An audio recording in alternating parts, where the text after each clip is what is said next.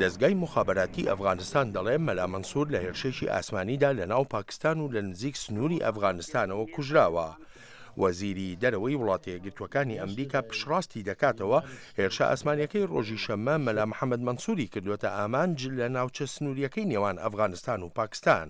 ئەم ڕاگەیانەی جان کێری هاوکاتی سەردانە کورتەکەی بوو بۆ میانمار. مەنسوور هەڕەشە و مەترسی بوو بۆ ئەو هەوڵانەی بە مەبەستی کۆتایی هێنان بوون بە توندوتیژەکان و مەینەتیەکانی گەلی ئەفغانستان.